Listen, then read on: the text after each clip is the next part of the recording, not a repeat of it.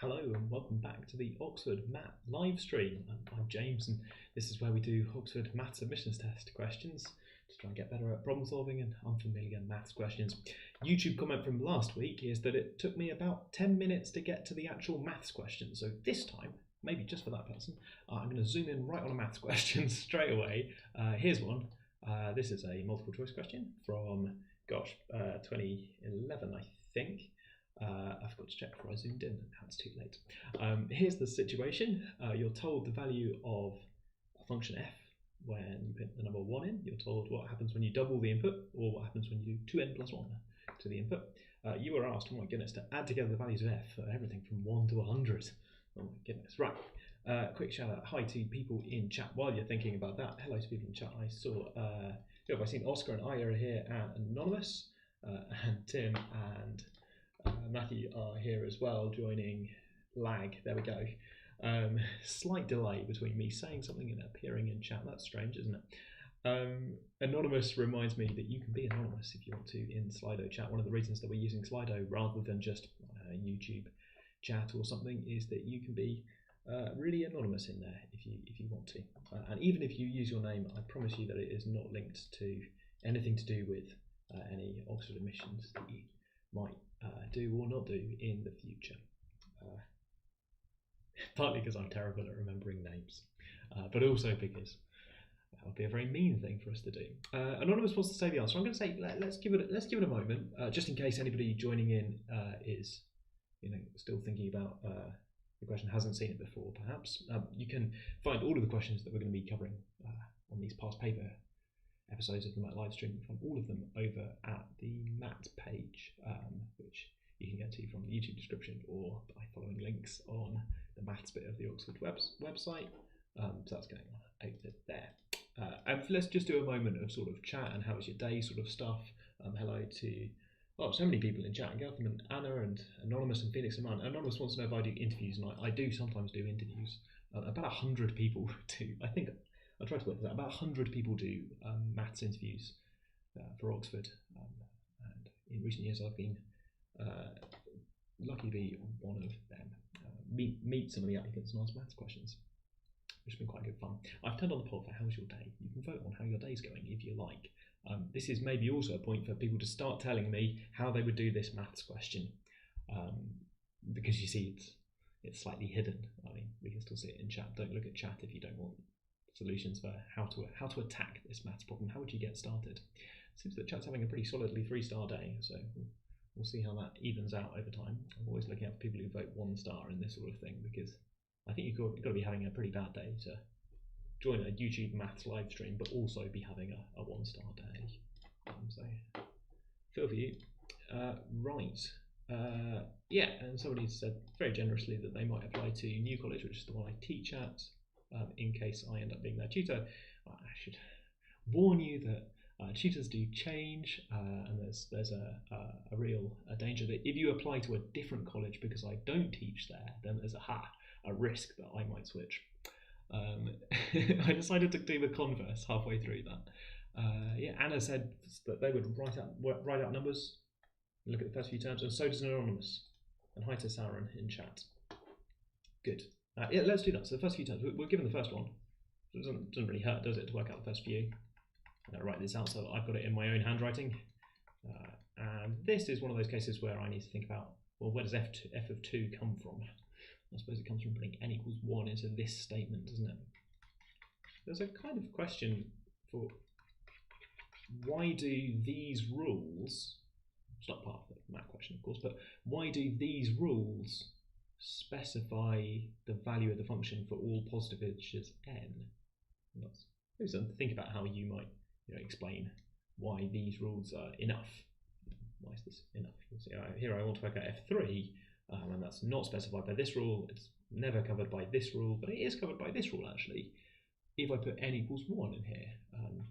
And even better, that gives me in terms of f of 1, which I already know. 1 take away 2 is -1. Welcome to the Oxford live stream. Good. Yeah, so there's some patterns of 2 going on. I like that. And the poll has come back at 3.7, which is not our greatest. little bit lie.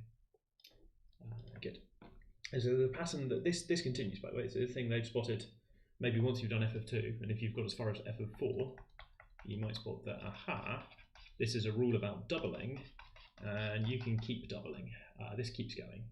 So f of 8, f of 16, f of 32. Let's see how far I can double before I make a mistake. That will probably do. These are all 1. True. Good. I like it. Beth's back. Hi, Beth. You can ask Beth in chat if you have questions about being a current student. Beth is also moderating chat. So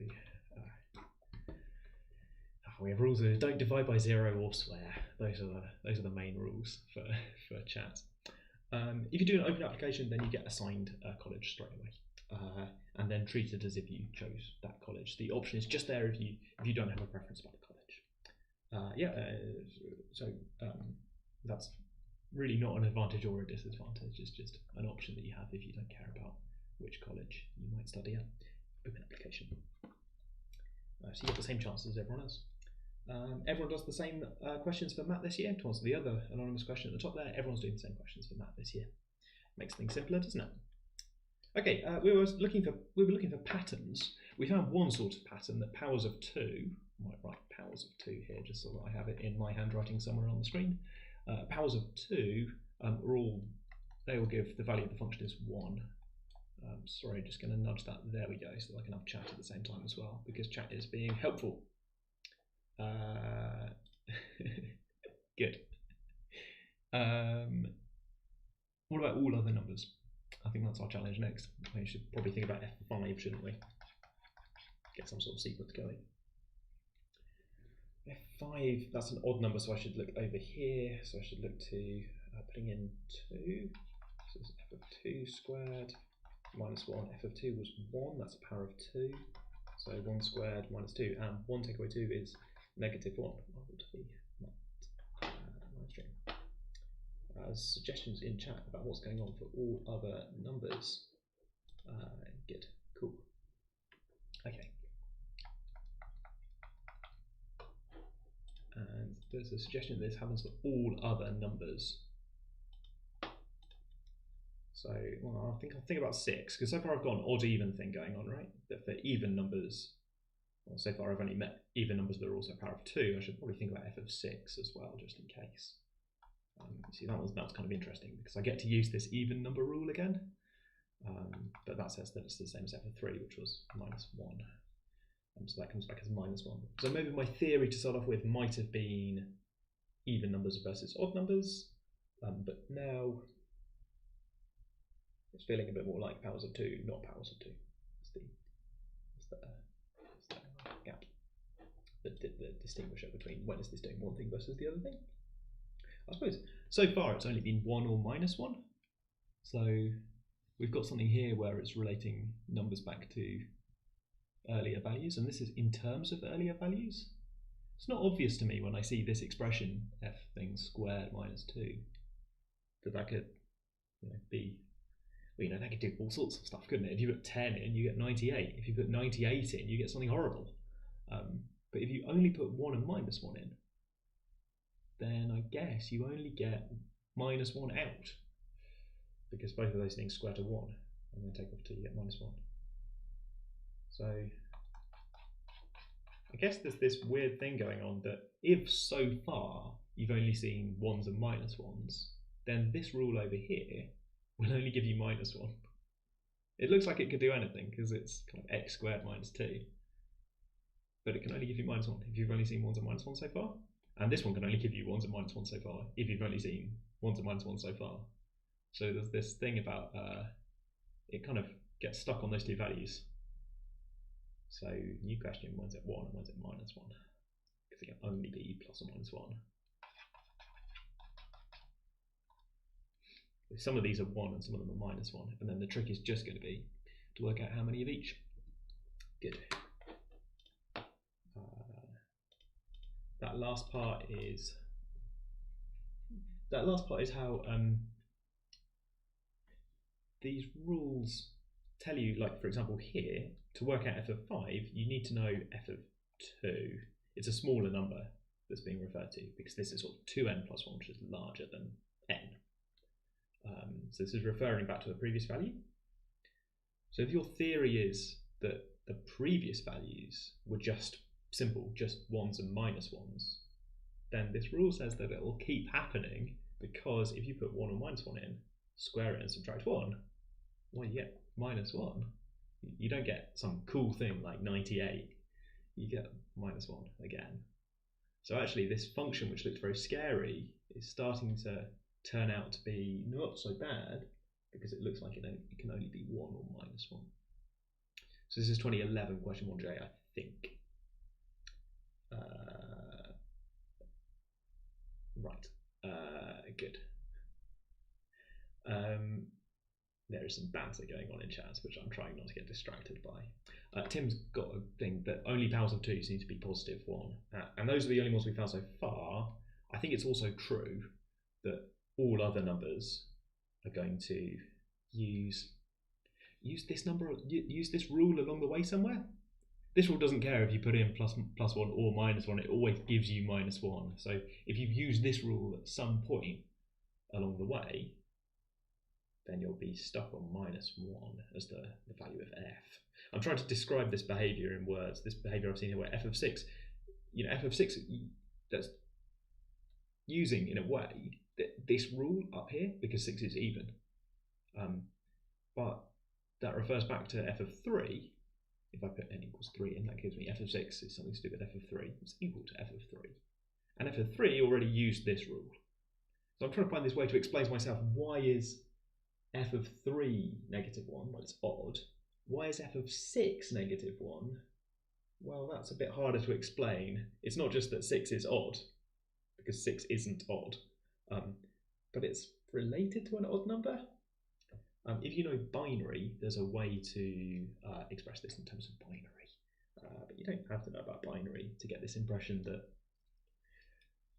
just using this rule keeps you safe and gives you 1s, and that's how you make powers of 2. If you use this rule at any point, then I guess that's how you make everything else, and you get -1. So it's just powers of 2, and so 1, 2, 4, 8, 16, 32, and I do need another one, don't I? I need f of 64 is also 1. 1, 2, 3, 4, 5, 6, 7 things give me 1. So 7 things give me 1, and the other 93 give me -1. Sorry, I should add these, shouldn't I? But they are -1s, and I'm adding them. Oh, adding negative numbers. Didn't have that on my list as something that I would find difficult today, but here we are. So I think this is going to end up being 86. Yeah, no others except the powers of 2. The crucial thing, in case you're interested in binary, maybe you're a computer scientist or something, the thing that's happening here is this defines a function, because all numbers can be built like this by writing out their binary representation. You start with a 1 at the front, and then as you write out your binary number, that gives you rules about how to build this number, whatever it is, by doing some doubling and then doing 2n plus 1. 2n plus 1 does a kind of bit shift and writes a 1 on the end. So as I write out this number, I'm either doubling or I'm doing 2n plus 1. We've seen a couple of these questions. We had one last week where there was this relationship. There were lots of 2n's and 2n plus 1's going around, and there's a close link with those and how you write the binary number. That if you write a 0 on the end, that's doubling. If you write a 1 on the end, that's double it and add 1. A close relationship with binary numbers. Anyway, so this gives you a way to think about, along the way, I did some doubling, but I also did some of this 2n plus 1 business. And that means if I did any of those, then the function f returns -1. So if it's got any 1s in its binary expansion, except for the leading 1, then you get -1. And the word for numbers that don't have any 1s in their binary expansion except for the leading 1 is powers of 2. And I now realise that that was quite a long tangent on binary numbers. I'm sorry for that. Right, okay. Cuba has got some counting about previous values to help explain to Aya. Thank you, Cuba. Anonymous says all -1 except powers of 2. Anna wants me to not forget the number 1. Did I forget the number 1? No, I'm going to check again. 1, 2, 3, 4, 5, 6, 7. I don't think I forgot it. I'm trying to select A, I think, as my answer. Did you say it got it when I did binary? Cool. I was nervous to talk about binary, but it's helped one person, so I think that's helped. I think that's helped maybe. I try to give you a hint by thinking, why does this give you all numbers? Oh, because you can build all numbers like this. What are we building? We're building binary numbers. Oh, cool. No, I'm pleased. They put skull emoji, but I think it's actually thumbs up emoji. I don't really do emoji. Good. There's a question about question banks. I'm afraid my answer to that is no comment. I'm aware that TMUA is doing some enormous question bank thing, so you might be thinking of TMUA. Good. Okay. Right, and someone with the username 5Z says hi. So hi to the user with 5Zs. I've no idea how I'm going to pronounce that.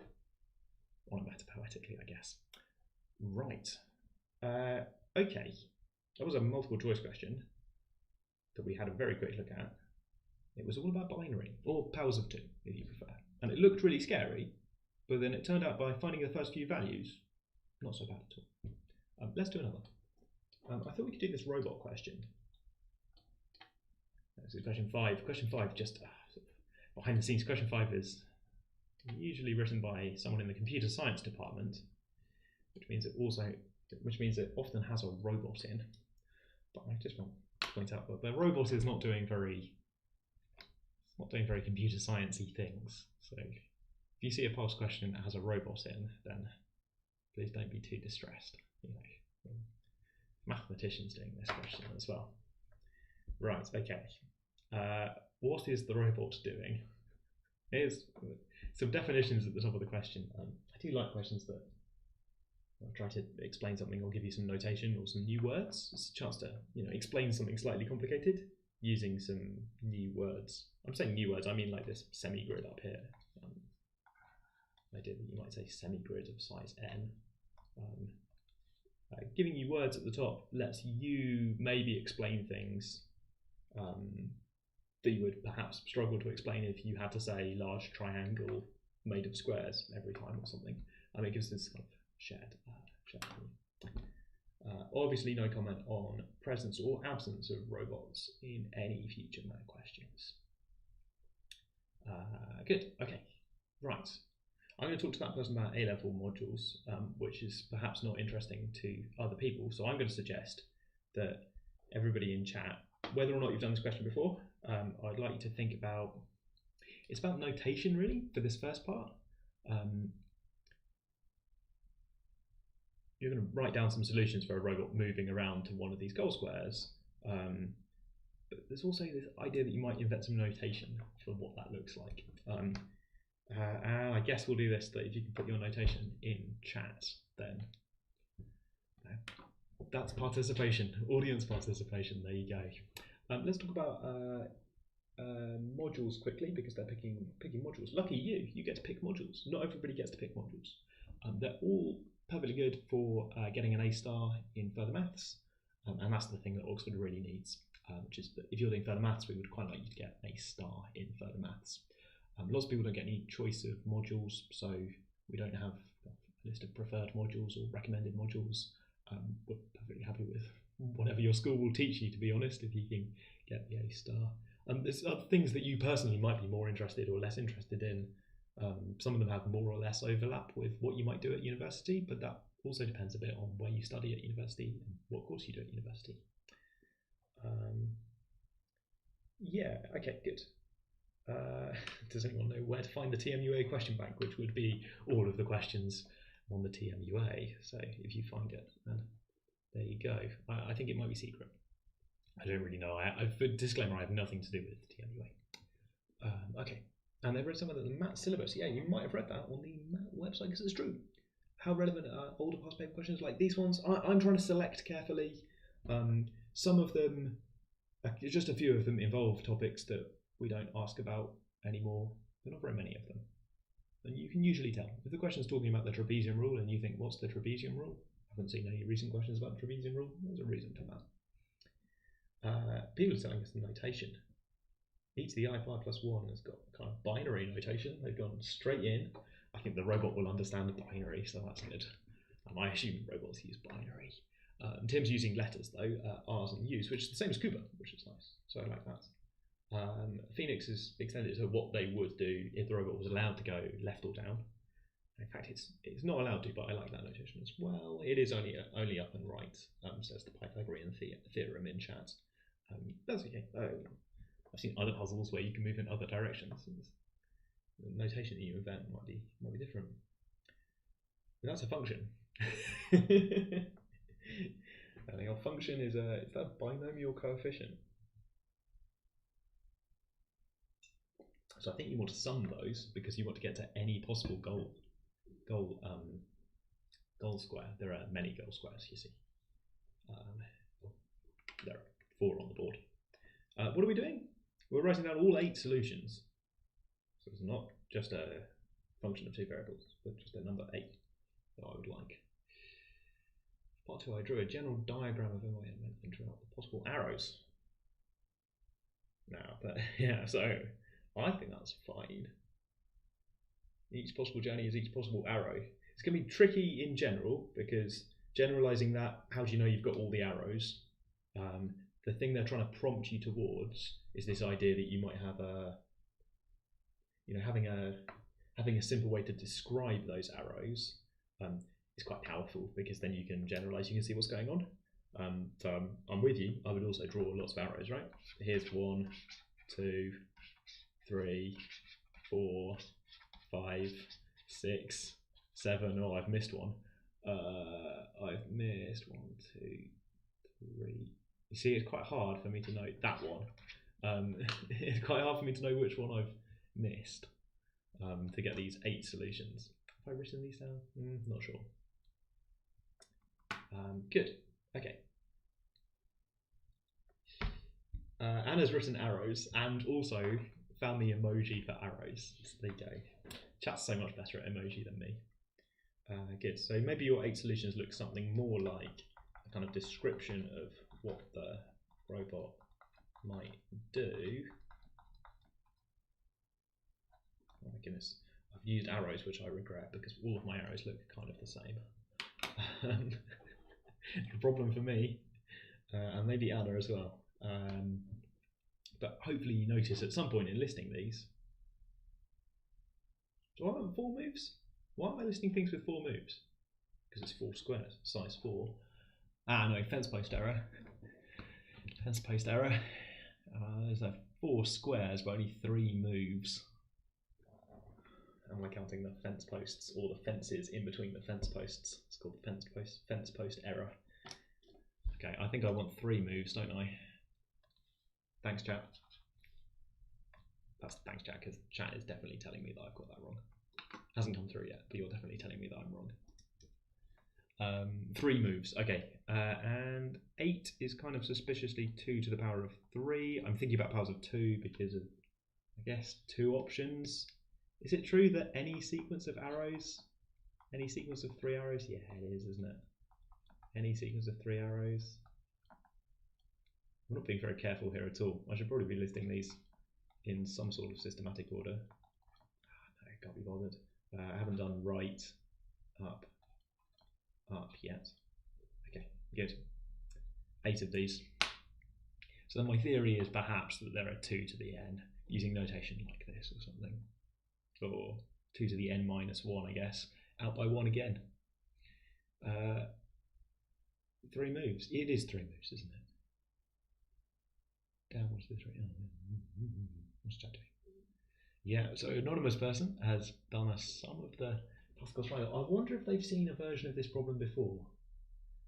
Sometimes people have seen a version of this problem before where you have to get to a specific square, a single specific square, in which case the logic is something like you have a certain length of journey that you need to do to get to that specific square, and that consists of a certain amount of right moves and up moves, but the order doesn't matter because you'll get there in the end. Sides of a rectangle, it doesn't matter what sequence you do the moves in.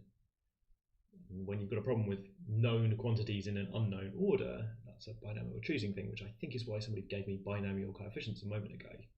I think to get to square x comma y, you have x plus y moves in total, of which x of them are across.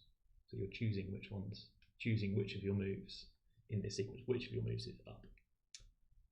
But in this version of the problem, we're not trying to get to a specific square. We've got all of these goal squares. And all of them are actually the same distance from the start square. I'm going to delete all these arrows because I think they're a bit messy. No, they're helpful. They're helpful. They show us where we're going. Anywhere. So that means that instead of having some known quantities, like 2 right moves and 1 up move, instead of having some known quantities, we've got just a known distance, and I think it's actually as any move will do, so long as there are 3 of them in the right sort of directions.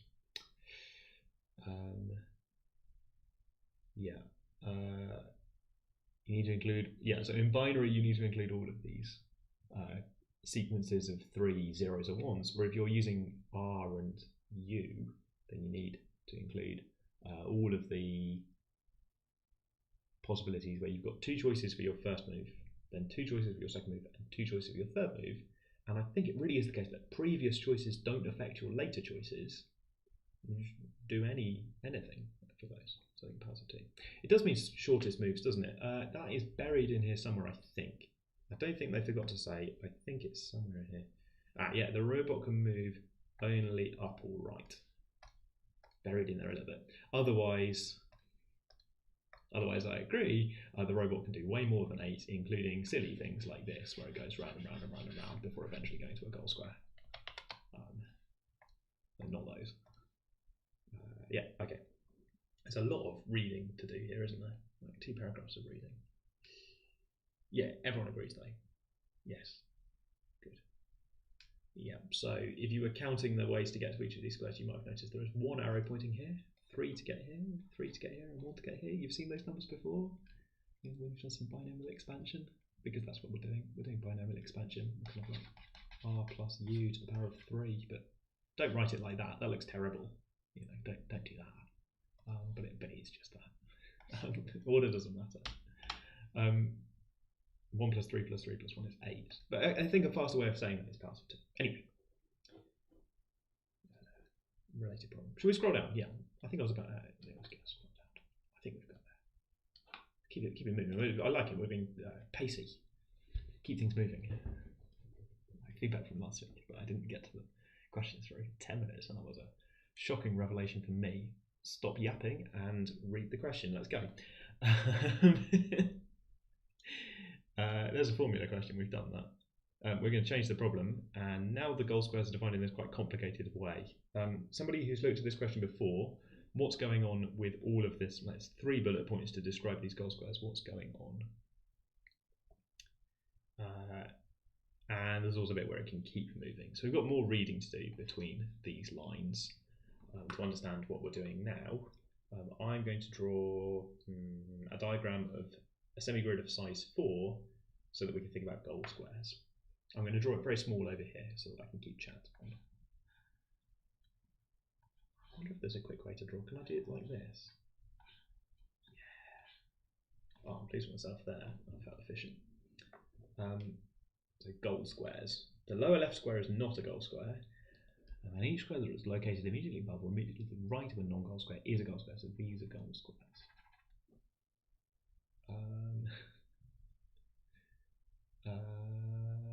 And then each square that's located immediately above or immediately to the right of a goal square is a non-goal square. So these are non-goal squares. But then they're non-goal squares, and the ones above are goal squares.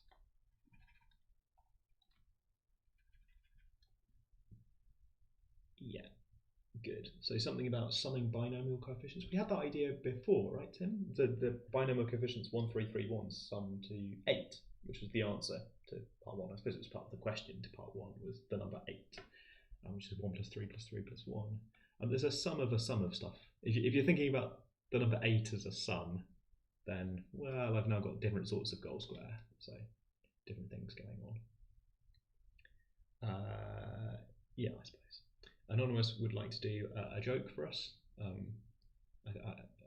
think the amount of time has passed where you can now put the punchline to your joke in chat. Good. Yeah, choose function with different number of options. There's a bit of choosing going on, isn't there? The robot can choose where it's going. It can get to one of these nearby goal squares, or as a stretch goal, it can go all the way over here to these ones it had before. So for a semi-grid of size 4, we've got 2 extra solutions. So all previous, I haven't really got space there, have I? All previous 8 solutions work. Let's see some terrible stuff here. All previous 8 solutions still work.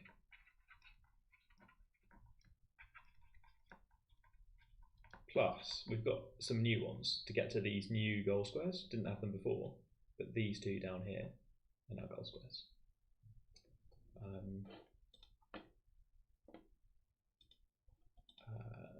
So we've got ways to get there, and I think they are just because they're just one move away.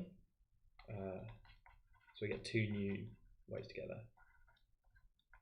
An arrow up or an arrow right, which you might write as U or R. I kind of wish that I'd use letters, but you know, I'm committing. Good. Right, no one's doing the question, everyone's doing the pizza joke. Everyone's competing to do the punchline. No, you know, okay. Anonymous is going there as well. Good, okay.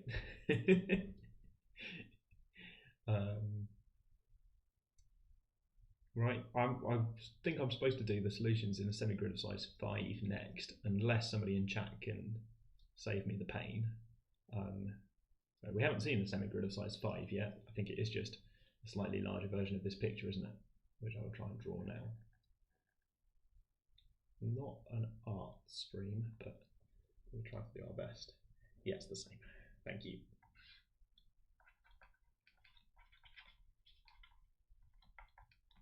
So it's got 10 solutions, exactly the same moves that the robot had before, because changing from a semi-grid of size 4 to a semi-grid of size 5 doesn't introduce any new goal squares.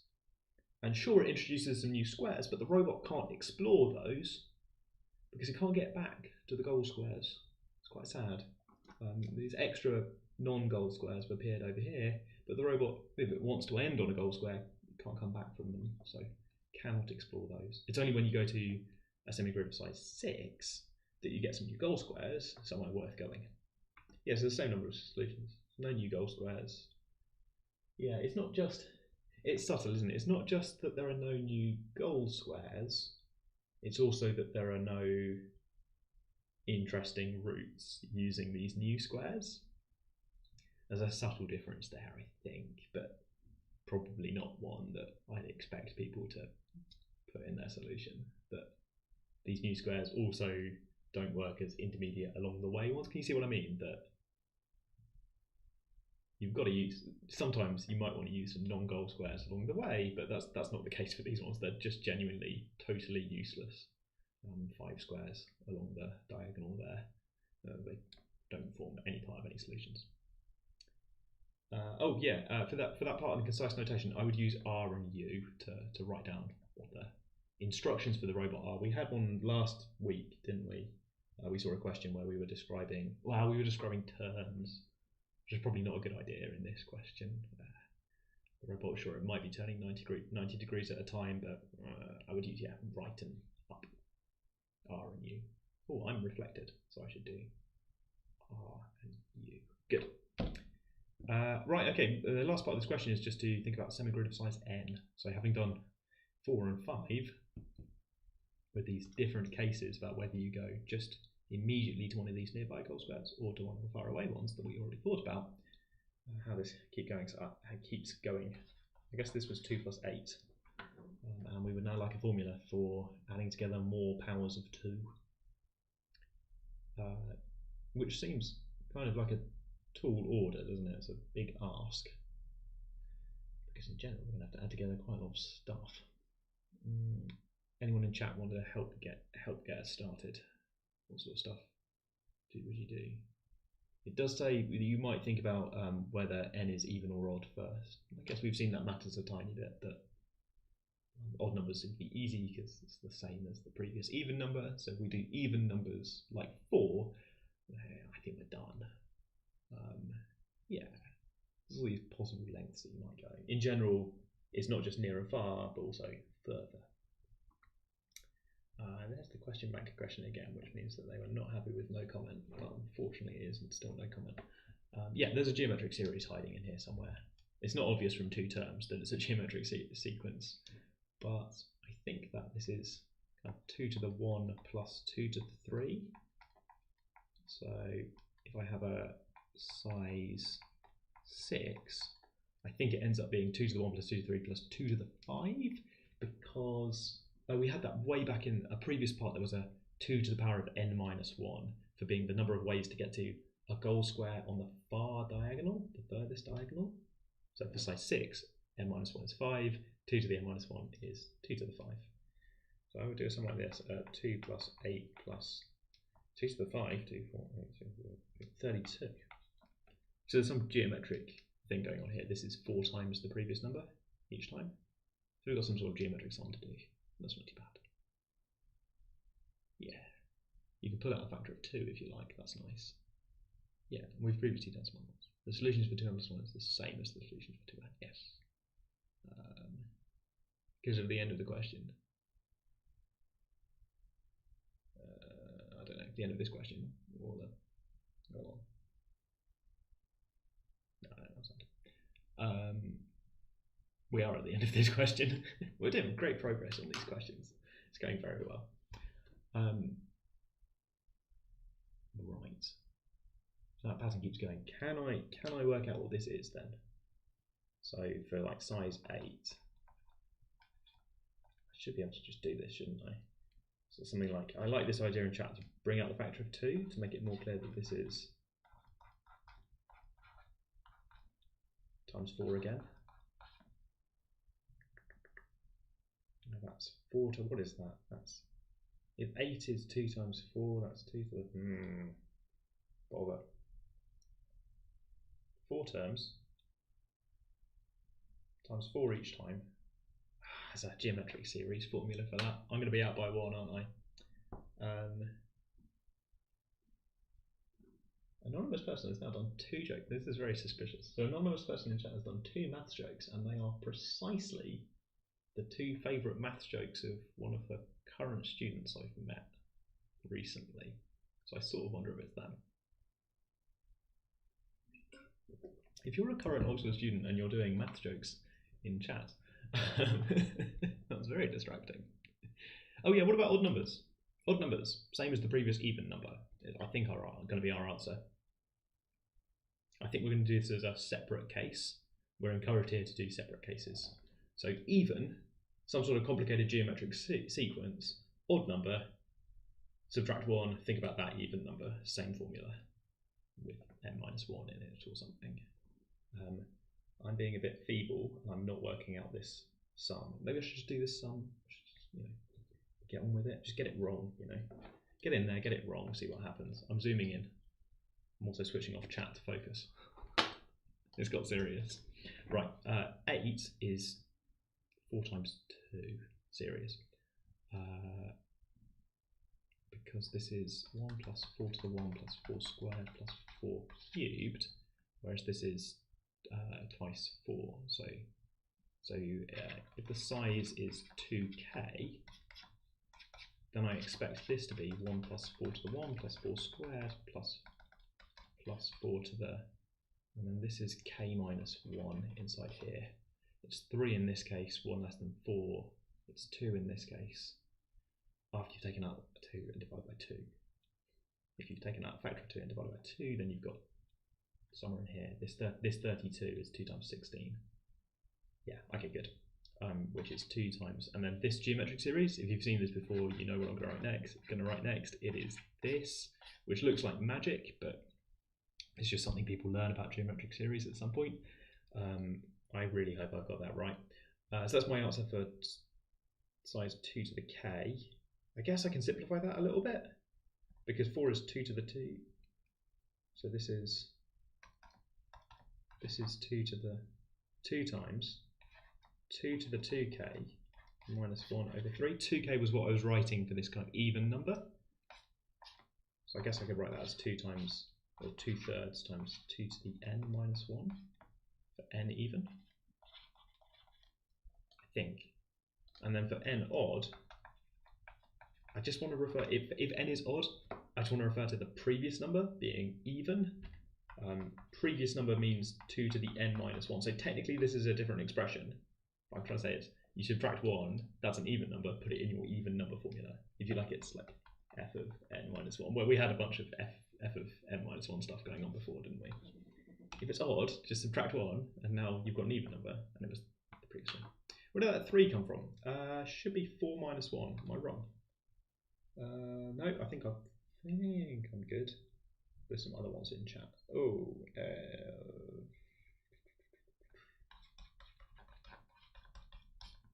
so this, I've tried to write out a times r to the next number minus 1 divided by r minus 1.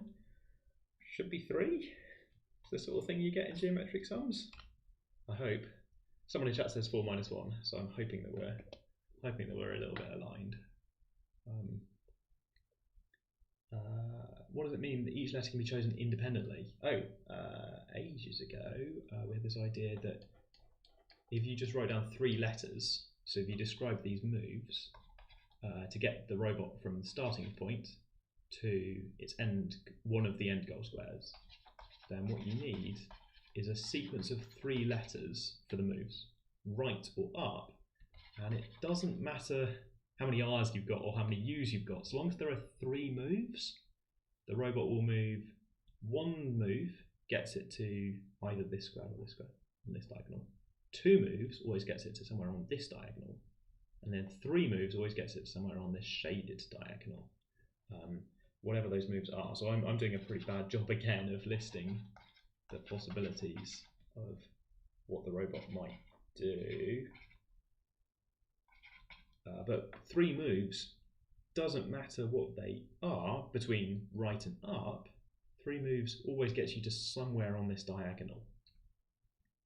If you like, the thing that happens each time the robot does either move is it moves somewhere on the next diagonal. We don't know where unless we look at what moves it's doing, but it always moves to the next diagonal as it progresses inevitably towards one of the goal squares.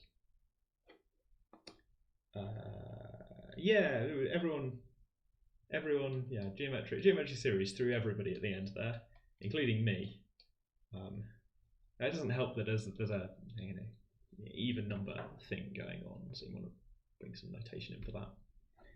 I think I stand by my formula, but to be honest, if I'm out by a factor of 3, that's what I've got.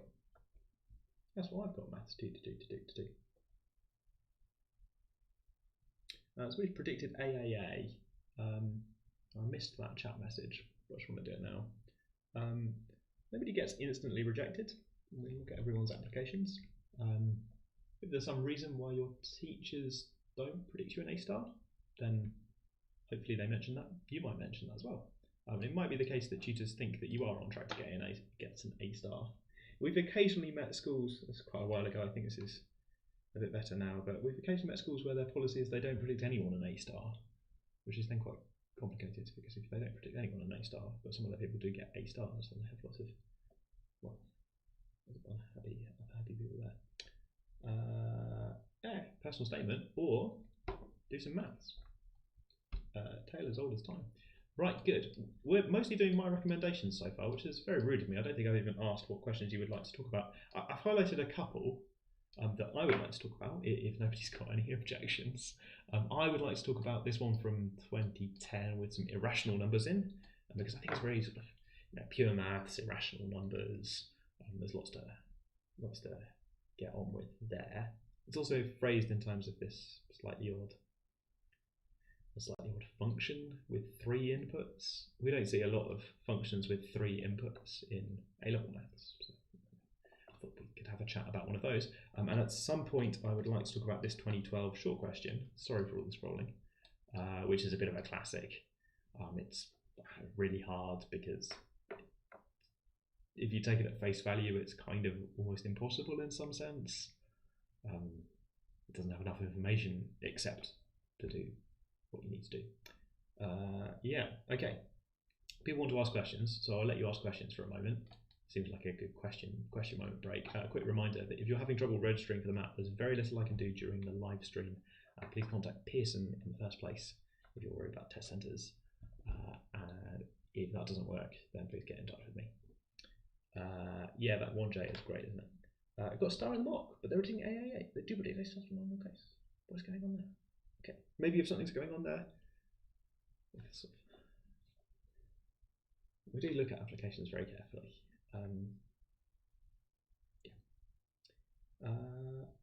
In 2024, are there going to be questions similar to those which are only for CS?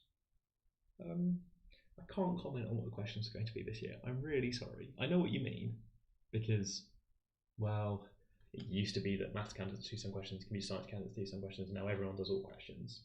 But the questions were actually very similar. There's no way, without me being really precise about which questions are which, I just can't comment. That really help. If it helps, there's been lots of times in the past where we've had kind of a question 5 and a question 6, and we've sort of swapped them freely around because they're actually quite similar at the end of the day. There's a few computer science past questions that I think are. What am I going to say? I don't want to say you should be able to do all of the CS questions if you're a maths candidate. That's probably not sensible, but it's almost true. Right. How would I write my personal statement to show the passion of mathematics? You should maybe think about giving some examples of things that you've done outside the classroom that you're keen on. I'm smiling because if you want a very realistic look at how I would write a personal statement, my entire personal statement is somewhere on the internet. I think it might be on this YouTube channel. We uploaded it. It's not a good read. I do not like it. I don't know how the live stream talked me into recording it. Tim wants to know about if IB students are disadvantaged in some way. No, I don't think so. I can't think of how you might be. I mean, I think maths and further maths A level, you cover more topics, but if you're going to do maths at university, then quite quickly everyone from every background is learning lots of new maths, so I don't think it's a disadvantage. We're going to ACA 13s, just that's the spirit. The teacher's already submitted an application highlighting that teachers don't predict A stars. No. If your teacher's reference might say something about why they're predicting the grades that they're predicting. What screams I love maths to you? Just doing maths, I think. Good, right, okay, that was a fun chat.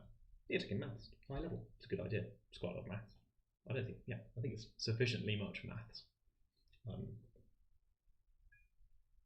I'm pausing a lot because, the more maths you've seen, the better, but also it would be totally madness to try and look at all of the maths that exists because there's loads of it.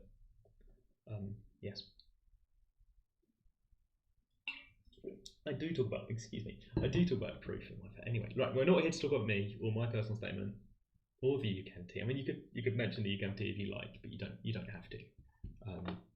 Not everybody does UCAMT maths challenges. Sorry, I just managed to drink water really badly. What's the worst thing you've ever done? Well, okay, great. Okay, I've really thrown myself. Right, we're going to get back into a question. Does somebody want to pick a question? We can do one of mine, the irrational number one. We could do the big triangle question. Either is acceptable. Yeah, good. And if you're taking a gap year and you're applying, I wouldn't say that's a disadvantage. I would say make sure that you're as sharp with your math skills as you were when you were at school, and as ready to start university as you would have been without taking a year out. That might involve doing some maths or something. It might involve some sort of structured activity to make sure that you're still doing lots of maths, just like you were last year. I don't think that's a disadvantage. I think that's just different. Some votes are big triangles, isn't it? Votes are big triangles. Maybe irrational numbers. Yeah, and you can't read the triangles at this. You can't read the triangles at that Zoom level, so it's unfair. You have to vote based on my stupid descriptions of questions. It's a big triangle, right? Because we've got chords QP and RP, and they meet at an angle theta at P. So I think this question is really about the triangle PQR. I'm going to draw the line in. I know what people say about geometry problems sometimes, especially for UCAMT actually. The thing people say is how do I know what line to draw in? Because it's often the case that drawing in a line helps reveal some structure of the problem or some really useful triangle or something. How do you know? There's no simple answer to that, is there? I mean, I've drawn this line in because I suppose I'm thinking about angles on a chord. I know lots of things about triangles in circles. I don't know much about shapes with one curved side and two straight sides. I don't know much about those. And I've seen this trick about splitting a region into a triangle and a sector of a circle before. Let me draw a picture. I have not described that trick well at all. But the trick is something like this. You have a circle, you're trying to cut it in half, but you miss. Terrible disaster. What area do you have? It's not 1/2 because you missed. The way you calculate areas like that is you think about the sector of the circle around here, and you think about the triangle in here. And if you do some subtraction, you can work out the area here in terms of theta, using that kind of theory about what's going on there. So I've seen that before, where the crucial idea is that you draw in that line so that you've got a triangle and a sector of a circle. You can do some sort of polar integration if you want to. You will notice that polar coordinates and integration of weird functions like that is not on the MAT syllabus, which means that there's a way to do this question without doing polar integration. So I suppose the question from me is, can you do polar integration? Seems tricky. Yes. What was the varying quantity object actually like? It's weird because they let you move. They don't tell you where P and Q and R are. They just tell you this angle theta. But there's maybe this fact that angles subtended by a chord or something. Let me draw the picture to try and remind you. You've got a chord on a circle, and you've got angles subtended by the same chord, and those are equal angles. So I suppose if you fix Q and R but move P around, that's still theta. There's other possibilities for where could P be. So I guess my question is, when does this happen? And there's this obvious thing that we could rotate the picture, and we could move P on that arc. I think those are the two ways that this happens, the two kind of degrees of freedom that we get. That we don't know which way around the picture is, but that doesn't affect area, so who cares? Maybe you didn't even think about this, but you can change which way around the picture is. You can move your head around, and it's still a question about areas. And there's some idea that you can move P around as well, which you could think about moving any of them, I suppose. But if you want to keep that angle as theta, if theta is a given angle, I'm not trying to answer this question in terms of theta, so I guess we should imagine that theta is some number that we're given for the angle. You get some degree of freedom of where you put P. You put P anywhere on this arc around here and still get angle theta. So that's me thinking about circle theorems and where the points might be and when does this happen? Which cases have we got to think about? And we want the largest possible area. If I'm thinking about this so that Q and R are fixed,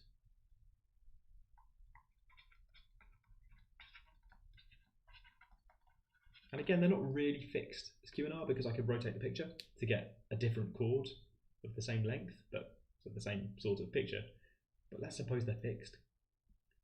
Fixing one of them, I've got to fix the other one so that I can. If I fix the other one, I guess there's a reflection. I don't really care about the reflection. There's a reflection symmetry. P, Q, and R could be in the other order. Let's not worry about that. There's a case where we should use signed angles, perhaps. Q and R, if I keep them fixed. So if I fix one of them, I probably have to fix the other one so that I get a chord of the right size to correspond to the angle theta. Yeah, and then so the question is perhaps where to put P.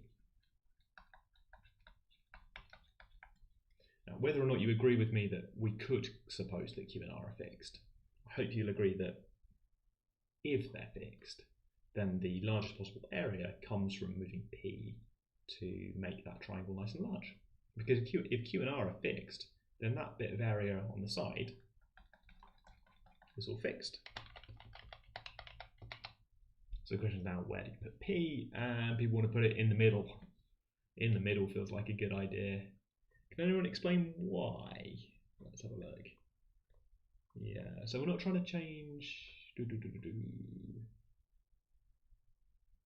one of those cases where you know lots of formulas for the area of the triangle, but yeah, I agree.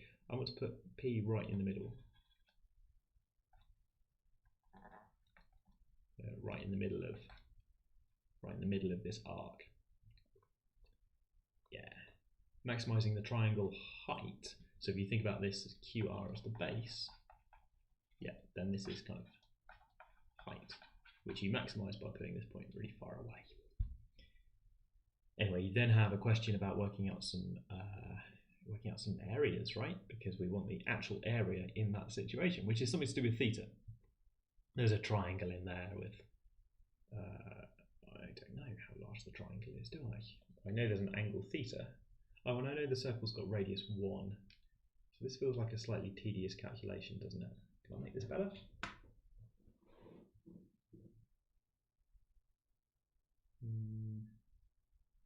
Not sure. I've got some sort of angle at the centre kind of idea, which I also like using angle at the centre. Maybe too much. And there's a left-right symmetry kind of thing. Let's draw this kind of piece symbol.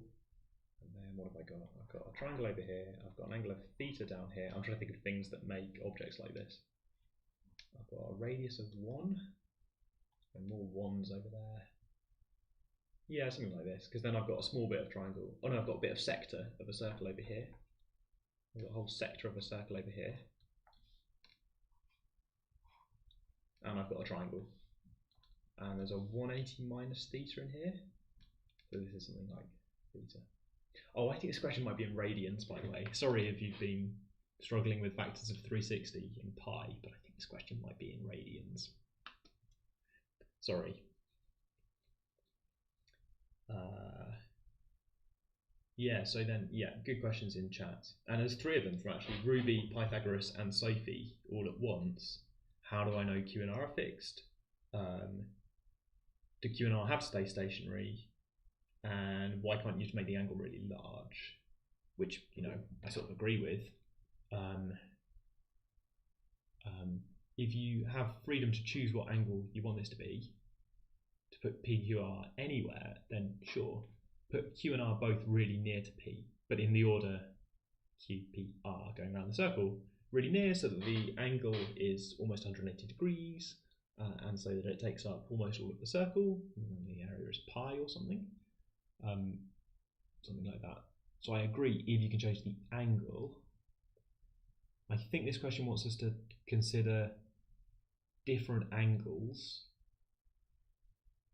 having different values for the maximum area, so that when you're given the value of theta, there's still some variation in what that area might be depending on where the points are. So you can put P anywhere and then set up this angle theta to be pointing in a different direction. So it is a question, if I tell you theta, what's the maximum possible angle in terms of theta? And all the options are in terms of theta.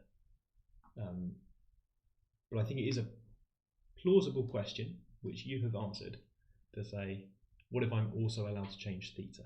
What's the maximum? And then maximizing over the kind of full freedom of where to put PQ and R, any angle theta, you get the area pi. Yeah, so you can make the thing really large. What did Ruby and Pythagoras say? There was something else in there as well, about Q and R being fixed. And again, it's tricky because I think Q and R are not actually fixed. Nothing in the question says that they're fixed. Q could be at the North Pole, R could be, well, R could be somewhere else.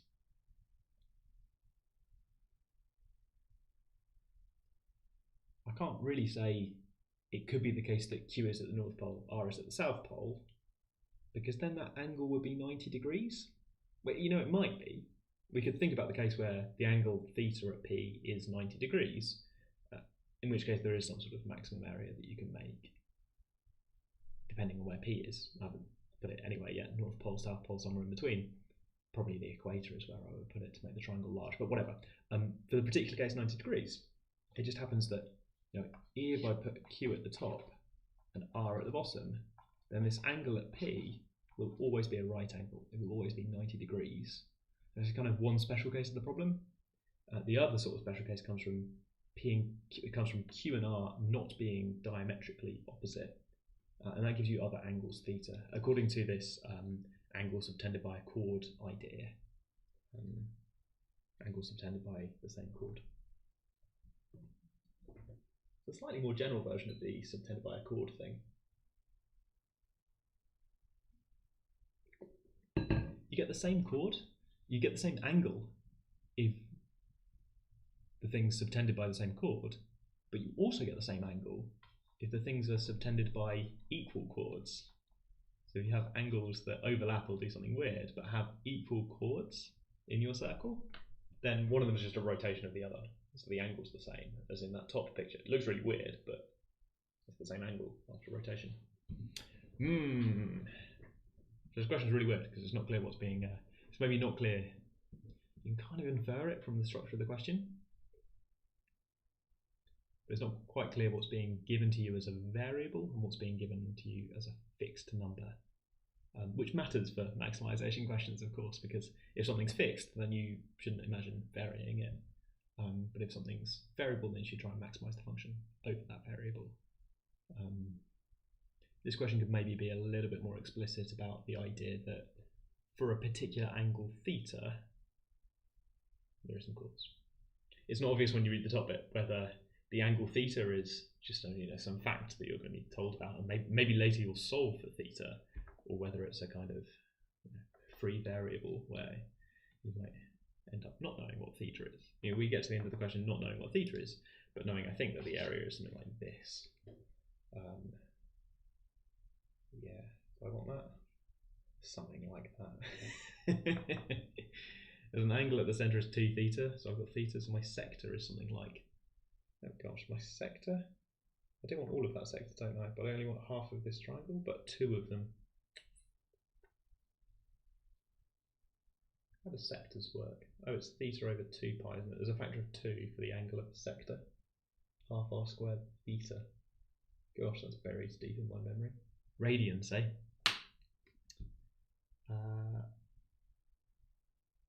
Wait, no theta makes such that QR makes the same area on the other side.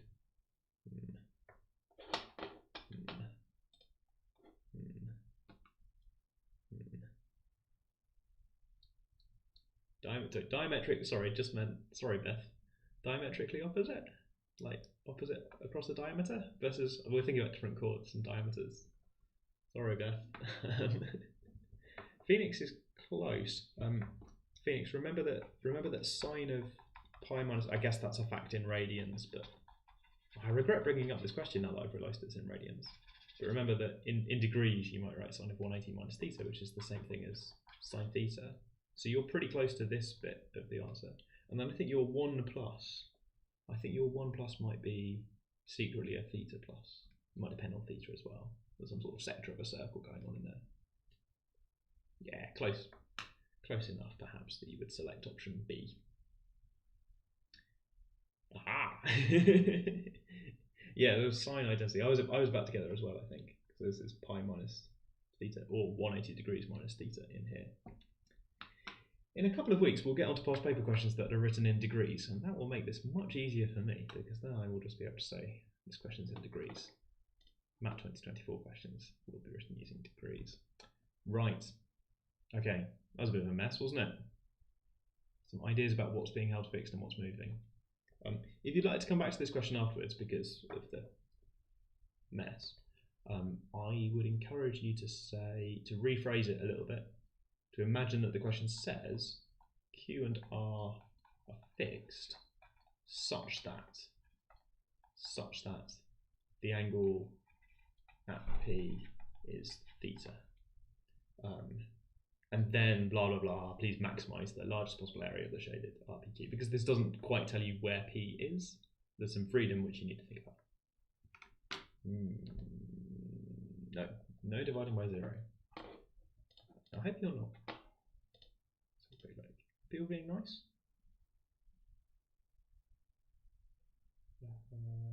Good. People being nice in chat, that's good. I have a button to check. I will turn this stream around. Right, okay. There was a little bit of interest in people doing, yeah, you could pick me. One was a detail. Phoenix is here for revision. We're doing some revision. It was coordinate geometry an option for that one. Oh, let's think. Here's a question on screen. I'm gonna think about coordinate geometry. It's a challenge for me. We've hit 6 o'clock, so if you've been looking at the screen for the last hour without blinking, remember to blink.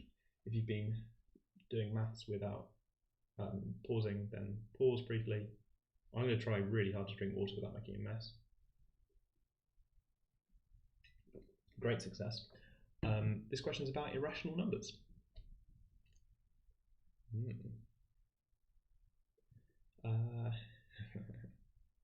Trish wants to ask about particular questions.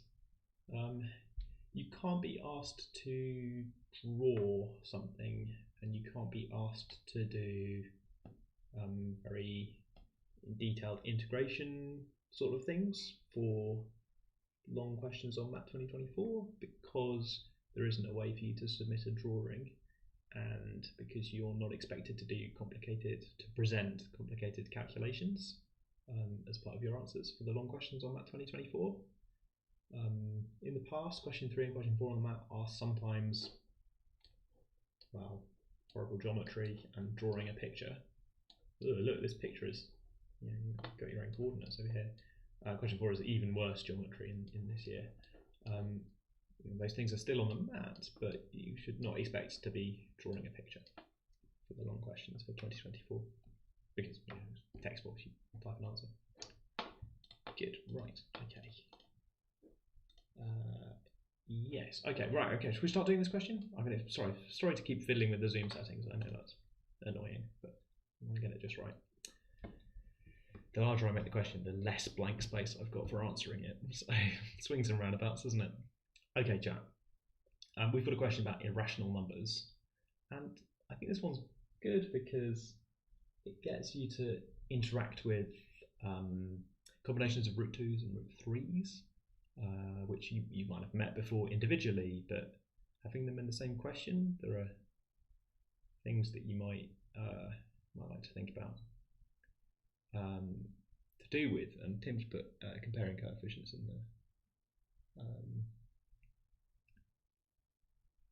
I think I'd like to think about whether you can do that sort of thing or not. I think that's going to be the idea here.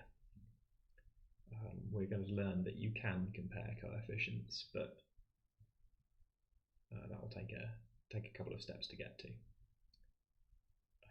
Yeah, part 2 is going to be where we work out that essentially these things behave nicely, which only works because root 2 and root 3 are both sort of independently irrational. I'm saying weird stuff. Let's actually do the question.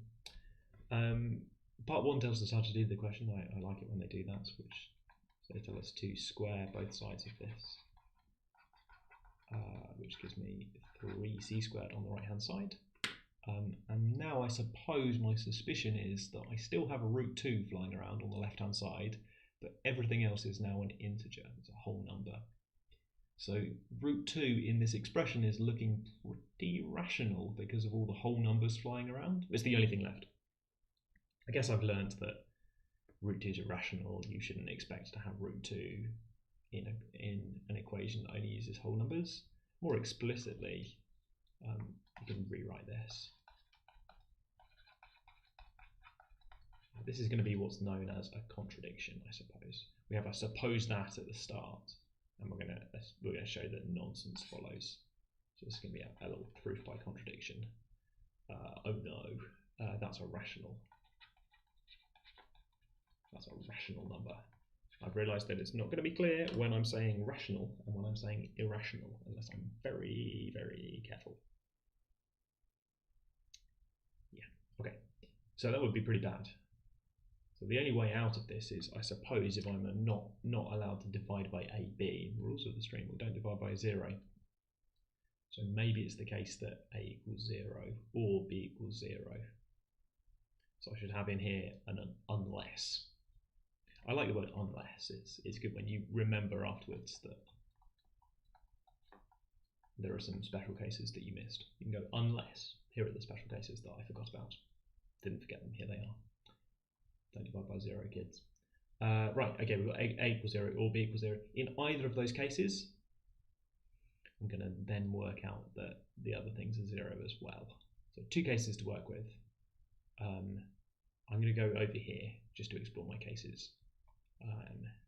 So if a equals 0, then b is equal to c root 3. This looks pretty bad because it's now root 3 in an equation that's all whole numbers.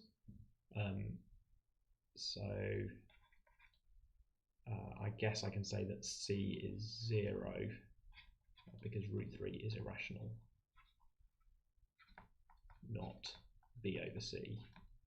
And then, so just by 0 on the right hand side, b is 0 as well. So I've now got everything at 0. And in the other case, something very similar happens, but using root 2 over 3 instead. Oh no. So yeah. So in the other case where if b is 0, then I get something very similar, but with root 3 over root 2. I suppose I'm using the fact that root 3 is not 0. Yeah, because I want to divide, look, I want to divide by 3.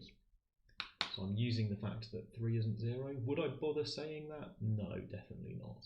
3 is just definitely not 0. Yeah, if they're all 0, then this would be a 0 over 0 kind of situation. But you don't get to jump straight to that conclusion, right? It might just be the case that a is 0, and then we do some further effort and discover, well, actually, if a is 0, then the rest are as well. So actually, it would be the case that all 3 are 0. Yeah, so yeah, should be careful not to divide by 0. And in the original equation, this thing does make sense if 0 times root 2 plus 0, because that really is 0 times root 3. So if all of them are 0, then that does work. You square both sides and you get 0 squared equals 0 squared. It's all rather silly. But this dividing step would give me a rational number. So that must be wrong. I must be dividing by 0. Aha, cases. Yeah. So this idea of matching coefficients is, I guess, actually the point of the question. So this idea that we're just comparing, you know, there are some root 2's on the left. I can't see any root 2's on the right. I think we're now allowed to do that. We've done some maths to say, I'll put my second case on the screen as well. We're doing some maths to show that if you get into this situation, then it checks out. Everything must be 0. All these coefficients a and b and c must be 0. But you've got to be a bit careful because, well, is this definitely true? If I change the numbers 2 and 3 to 4 and 6, or 16 and 32, is it still true that everything's 0? It's hard, right? We're using some facts about 2 and 3 and root 2 over 3 here, which you've got to be careful. If your intuition is just, well, these things are pretty clearly 0, plus an integer, definitely not, then you need to explain why it's relevant that root 2 over 3 is irrational. Okay, if b is 0, here we go then a root 2 is c root 3, so c equals 0, or I guess it could be the case that a over c is root 3 over 2, but no, that's an irrational number. I've gone the other way up.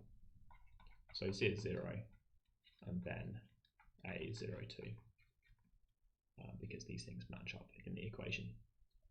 You've got 0 on the right hand side now, but by the time you've proved that 2 of them are 0, it's pretty clear the other one is 0 because ain't nothing else in that equation.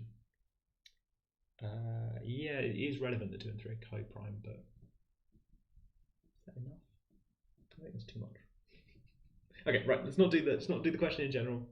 Suggested that we might do this, but you know, here we go. Yeah. Okay, right. Divided by 0. No, let's be clear. Divided by 0 is so bad that we had to use the get out clause of saying, aha. If we were allowed to divide by 0, then we might have written something nonsense like root 2 being a rational number. Ugh, it's irrational, so it must be the case that there was a 0 in there. Look how much work the word unless is doing. It's just here, it's really tiny, but the word unless is doing so much work. Okay, next part, we've got points. Oh, there's now distances. Pythagoras has arrived for distances between points. So let's write that down. I guess as soon as I see this kind of distance from the point mn to root 2, root 3, I just really want to write down an expression.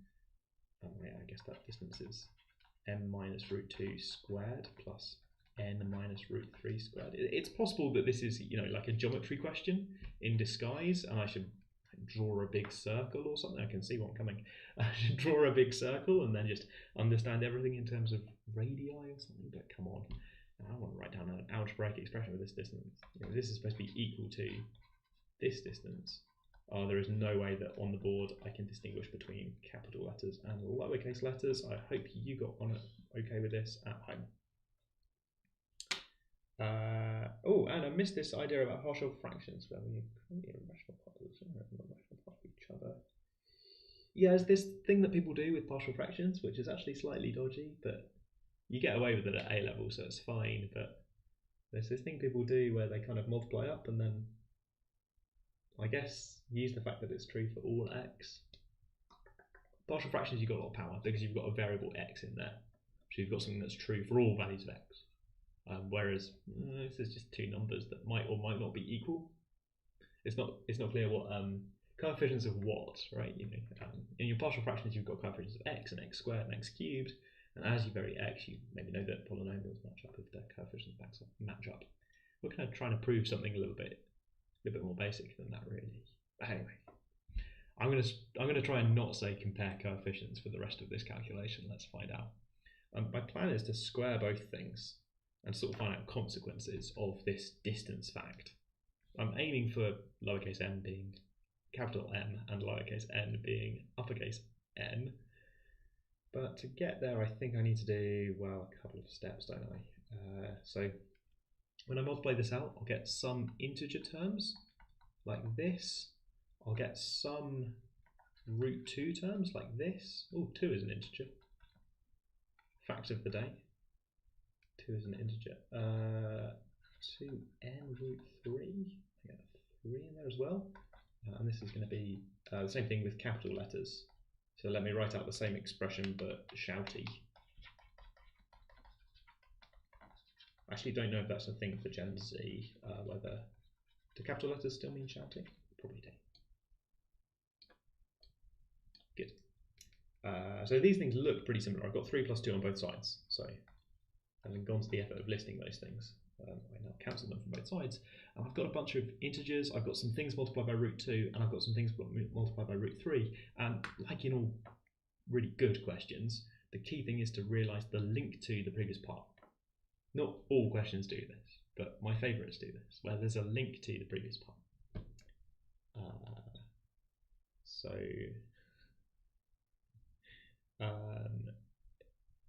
Look at the equation that he initially came up with.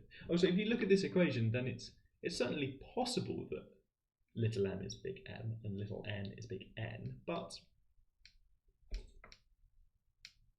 maybe there's another solution.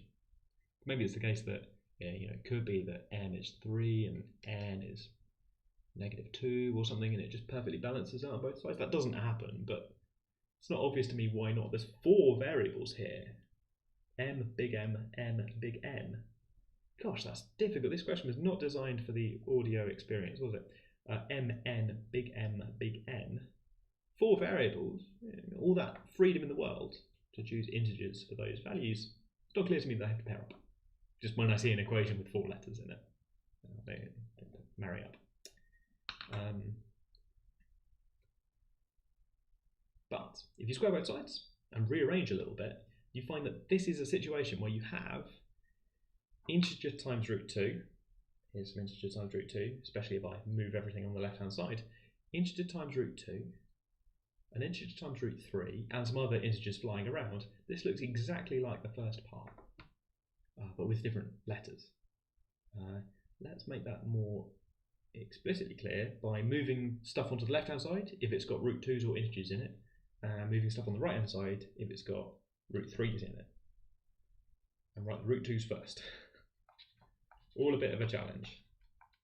I can see these things involving root 2, and I can see all sorts of things involving just integers, and I've got some root 3s as well. Here they are. Okay, try to move things around. So this is exactly the previous part of the question. If you recognise this as A, this is B, and this is C for whole numbers. And the point of the previous part was that all of those things are 0. We did some work to show that all those things are 0, and if they're 0, then look, big M is small m, big N is small n, and some other junk, which is also true. Yeah, maybe I should have called them M1, M2, N1, and N2. Would have been a good idea. Too late now, because we're done. This is exactly the previous part with some extra letters, which are now equal to each other. Okay, good. So the distance from the point small m to root 2 root 3 is the same as the distance from big N to root 2 root 3. Okay, more reading to do for this next part of the question. Is this the last part of the question? I can't remember. Oh no, 2 more. They introduce this new function which confusingly is also capital N. We already had a capital N, but now we've got another one. We've got real numbers A and B and a positive number R. We're going to write N bracket ABR. So it's a function with 3 inputs in here. Maybe this is the right way to do a question with a circle. Question with the circle. If you're really clear about what the inputs are and what the outputs are, then maybe you can be clearer about how you vary stuff. There's something for me to think about there. Can you do geometry questions by specifying variables and then other things being a function of those variables? Here's an attempt at that. Well, this is the number of integer pairs xy, which is represented by these circles. Integer pairs xy such that the distance between that point and AB. So it's weird. The first 2 numbers inside here are coordinates, and then R is a distance. Fair enough, if I'm putting names on these things. Why can't root 2, root 3 be the centre of a circle? I think it can. I think that is what we're going to do. Yes. So then points N, N, and points big N are on the circumference. Oh, I see. Maybe you're reading back. The punchline is that you can imagine that with root 2, root 3 in the middle, and these points on the circumference, but it never happens that all of the M, big N are all whole numbers. It never happens that you get whole numbers doing that. So I can imagine the circle, right? Centered on root 2, root 3, and with those 2 points marked on it, loads of M's and N's, but not with whole numbers. Marco Moriani has a question about vector spaces. I think you cannot quote that fact. It's pretty clear that that's the fact you're being asked to prove. So quoting it using grown-up set notation is, I think, unlikely to be good enough. Bit confused. Why could M not be different to M? Or it's still equidistant, the same M over M. Reflected in the line X is root 2. Oh, if you reflect in the line root 2, then you don't get 2 integers. I like the situation, good thinking, symmetry, left, right, but you never go from a whole number to another whole number on the other side, because then, mumble, the average of those whole numbers would be root 2 itself, and root 2 is not the average of 2 whole numbers, because the average of 2 whole numbers is rational. Yeah, sorry. I think I was a bit brutal to Marco. Sorry. Yeah, you've identified the objects in the question. Fine. The fun of the question is to actually prove the fact for this concrete example of vector fields. Cool. Right. This is a symmetry question. We're asked if you put the circle centered on. Remember the first 2, A, B, are for the center of the circle. 1/2, 1/2. And then you choose a value for R, which could be anything. That's such a bad picture for what I'm about to do. Then this is always a multiple of 4. And I think that is this symmetry argument that we were just talking about in chat, where you can reflect in the line 1/2, or reflect to the other way in the line 1/2, and you find these points in collections of 4, if you like, after those 2 reflection symmetries. And the opposite one when you do both symmetries.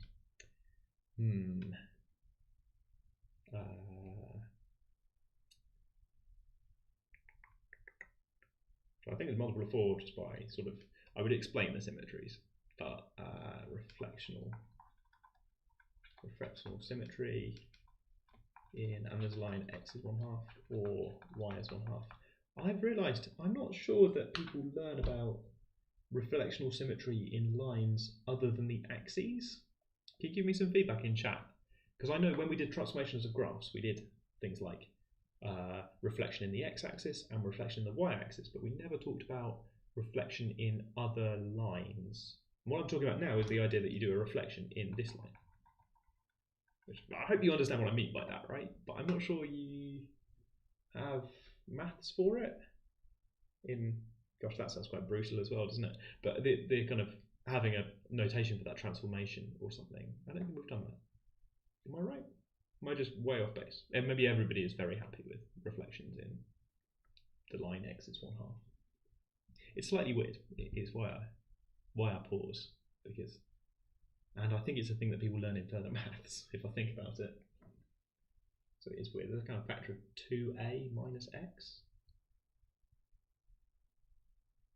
Yeah, a reflection in other lines. Oh, okay. Ruby votes for having seen this before. Elisa says, no, something 11 or maybe even further they'll take. Okay, thanks. Those are the sort of things I'm thinking about. Okay. Anyway, I think you could do this question just by saying, well, there's some symmetry. You know, maybe rotational symmetry by 90 degrees. That might be an easier one to think about now that I'm talking about symmetries. Yeah, rotation by 90 degrees. Maybe that's what you were thinking. Notice that this is pretty tough to do algebraically, and that drawing a picture, it's good thing they gave us a picture, but drawing a picture and thinking about where these points are, what happens for different values of r, doing it visually or geometrically, it might be easier down here. It's one of the challenges that we have to face, right? That sometimes maths is easier if you do things algebraically, and sometimes it's easier if you have a picture and something visual. And that depends a little bit on how your brain works. So, yeah. Good. Okay. Yes. Okay, right, okay. People have seen the line x is 1/2 and reflections in it. Good. And then there's the point of the question, which is point 4. And as I mentioned, my favourite thing for the question to do is to refer back to a previous part. And look, here's the numbers √2 and √3 again.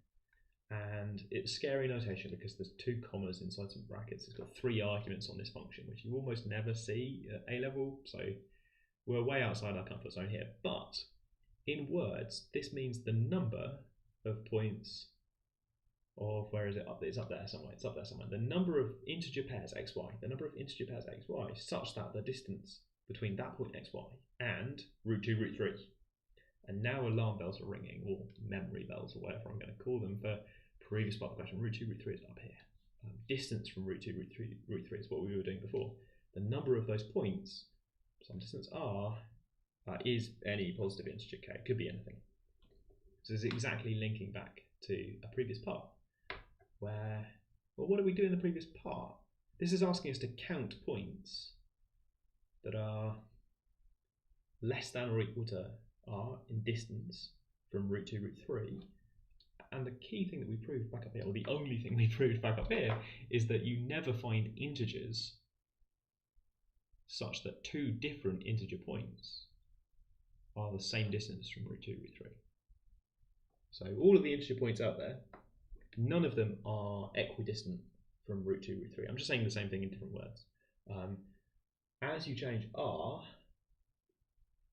you've got a target value of k in mind or something. You've got some particular, I'd like to see a circle with 37 points inside it or something, centered on √2, √3. I see a circle with 37 points inside, not a multiple of 4.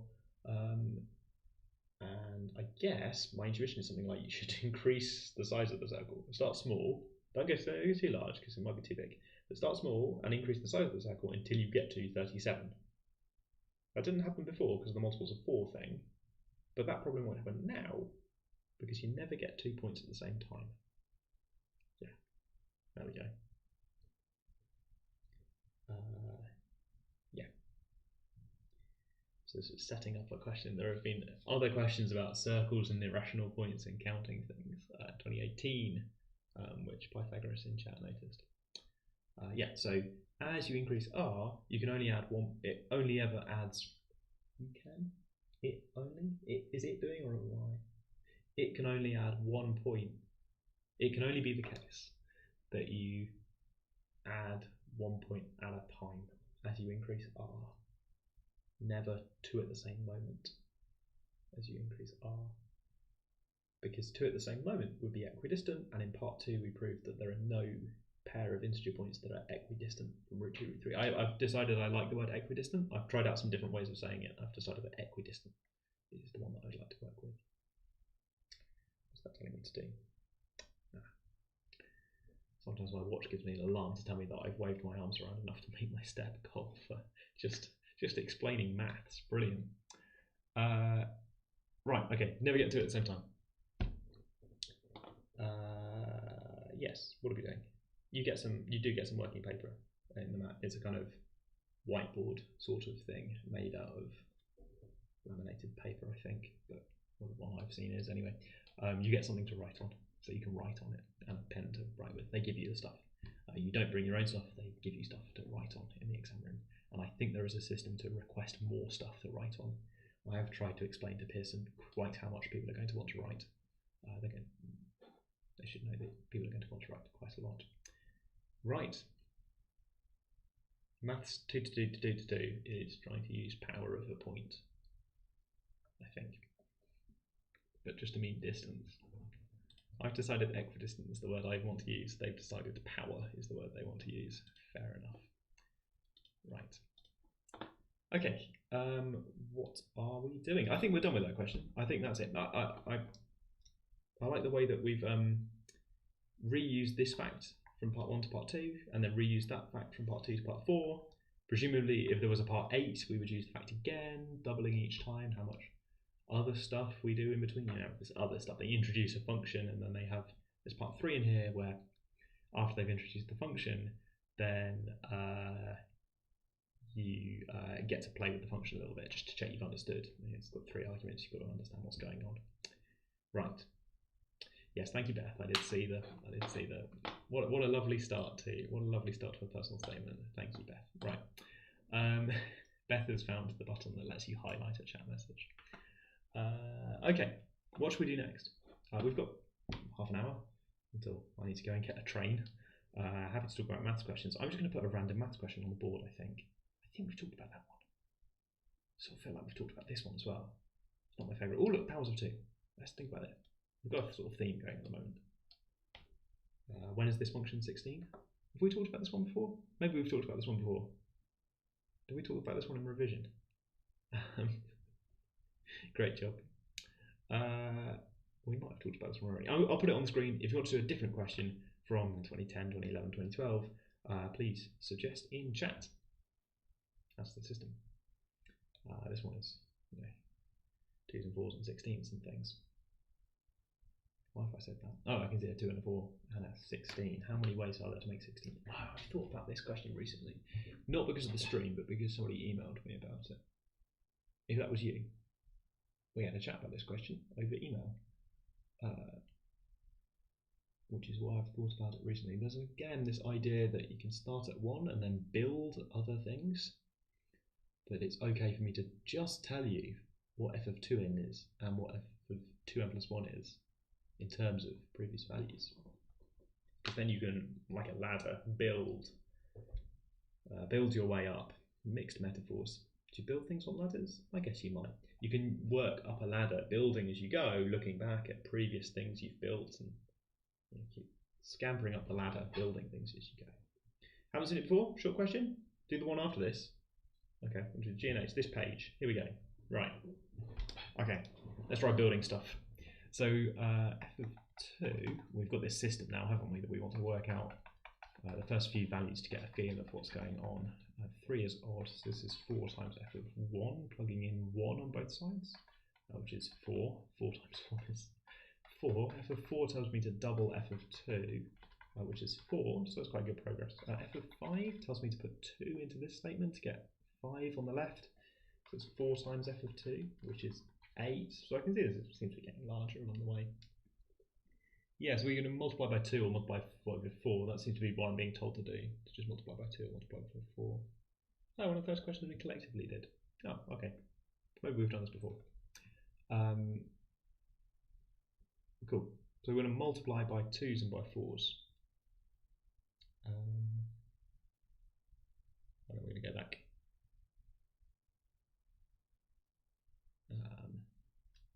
So 2s and 4s. We get mixed messages in chat about whether we've seen it before, so I'm just going to do it anyway, pretending I've never seen it before. Okay. So it's something like you want to make 16, which is 2 to the power of 4.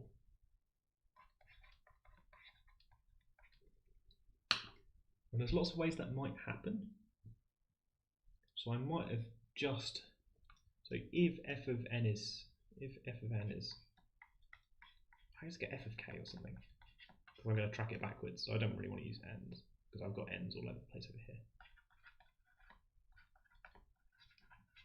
Now let's go what just happened. So maybe I did some multiplication by 4. That's possible because 16 is a multiple of 4.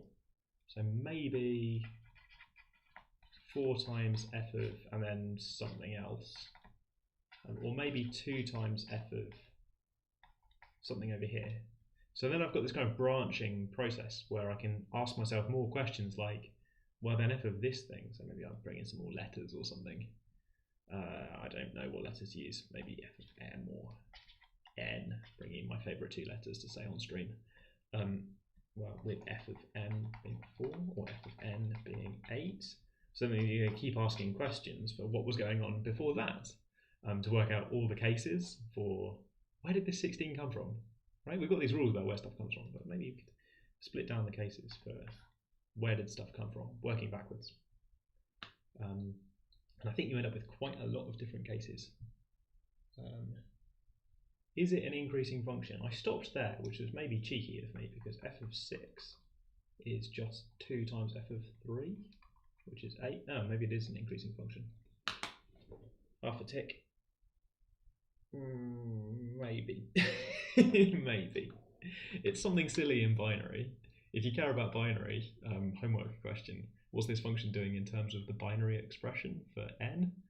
Because look, it says if you write a 0 on the end, do this. If you write a 1 on the end, do that, which is a pretty similar thing, but 1's bigger than 0. So multiply by more. Something to do with the length of the number, probably. Maybe it's digits, some in binary. Sorry, it's me trying to do your homework for you. So I'm going to get quite a few cases here, I think.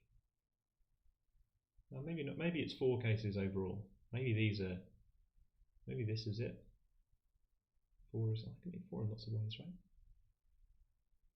I've seen f of 3 and f of 4. Is there another one? Probably not, because now it's going to be large, isn't it? And over here, I've seen 8 a couple of ways. Is it going to do 8 again? Probably not. Maybe that's it. Lots of binary today. Picking this. Good. Talking about outside the live stream. Question outside the live stream. Cool. Okay. I reckon that's probably 4, but I'm feeling lazy and I'm not going to follow you all the way through this branching process. I think describing the branching process is more important, isn't it? Okay, request in chat to do this one underneath, which is, as far as I know, not a binary question. And it's got a slightly fun structure. Look, which of the following statements about this equation is true? Oh, goodness me, look at this equation. So it's got loads of terms, n of them, multiplied together, and we would like this to be the number k. So if n is 3, which of the following statements about this equation is true? If n is 3, so if n is 3, then I can be a bit more clear about what this is. It's this thing. That's a cubic, where I know the roots. 1, 2, 3. When x is 0. So thinking about different values of x and trying to draw a graph. I guess when x is 0, this is -6. So graph going through the roots like this. I've got to the comma here. when it is 3, I've got this picture, and I guess k is some value. The equation has no real solution x for some values of k. I think that's false, because for any value of k, this is going to take all values. This is going to take all values at some point. Whatever k is, it's going to slice through this picture as somewhere, so there'll be some solution. I might have to go back because people are asking about the ends of questions. I'm going to do this one first, except maybe, yeah, okay, we'll get there. If n is even, so now I'm thinking about n being 2 or something. If n is even, then the equation has a real solution. Thinking about the roots of that quadratic. The equation has a real solution for any given value of k. Well, that's false because it could be the even number 2. 2 is even. And k could be something like minus 100, in which case not true. Rubbish. If k is greater than or equal to 0, then the equation has at least one real solution x. That sounds true, because all of these polynomials are going to go from their final root upwards, because the leading coefficient is 1. So they're going to go up to infinity. So I think that sounds true. It just feels true that after the final root, that some of them have got lots of roots, right? I've been sketching these things on the left. Some of them have got lots of roots, but then after the final root, it's going to shoot off to infinity, so it seems good. The equation never has a repeated x for any given values of k. Well, that's just false, because in this case, n is 2 and k is minus a quarter or something mad as a repeated root. Cool. People are telling me it's actually 5 for the previous thing, so I should probably think about that. And question about sample papers, tell us in the chat has answered that there is a practice test online which uses past paper questions. So I think this is false as well. My final answer for this is that this is just true, because the function on the left in general has a whole bunch of roots. This is not a good proof, but it has a whole bunch of roots. Really like this. And then after the last one, where it's 0, it has to be 0 at its final root, and it's 0 all of its roots. After the last one, it's got finitely many because it goes to n. After the last one, it's then an increasing function without bound. You put a larger value of x in, you get a larger thing from multiplying together all of these numbers. I mean, imagine if n is 100 or something, but you put 1,000,000 in, then all of these numbers are positive and huge, and it's going to be massive, isn't it? There's a binary solution. Right, okay, so final answer for this one, C, I think. It's about solving equations with different numbers of roots. So you should draw some pictures for different cases. And people in chat are telling me I should go back, and this is not actually 4, and I should finish thinking about this. So going back one question, I was describing some cases, wasn't I? So maybe f of m could be 4 or f of n could be 8. But I was being a bit lazy, because if I'd found a couple more values over here, I'd have noticed that f of 7 is 4 times f of 3, which is 16, and f of 8 is even, is 2 times f of 4 is 8, so it does 8 again. So it's not an increasing function, and it can do 8 another time. Now that's a problem for me, because now I've got an extra cases in here. Not on my chart, there's nothing missing on my chart. Let's finish making the chart to see how that happens. So if f of m is 4, then that either came from 2 times something with f of 2, something where the function is value 2, or 4 times something where the function is 1. And there's only one way to make 1. F of 1 is 1, and nothing else. Because you start multiplying by 2s and 4s. If your number is larger than 1, then you have to use one of these rules to make it. That involves multiplying something that's at least 1. So over here, I've got maybe a question mark or something. I don't really want to bring in another letter, where f of question mark is 2, but there's only one way that happens. That's got to be f of 2 is 2. That's got to be a 2 in here. Question mark is 2, so then there's some complicated relationship between m and the number 2, and then some relationship between k and m in that case, working backwards or forwards. Fun. Okay, so I had 2 cases over here, but then maybe this one splits into 3. Let's have a think. So maybe this is 2 times f of something, where that thing is 4, 2 times 4. Ah, but so the 4 could be made in a couple of different ways. We just saw them.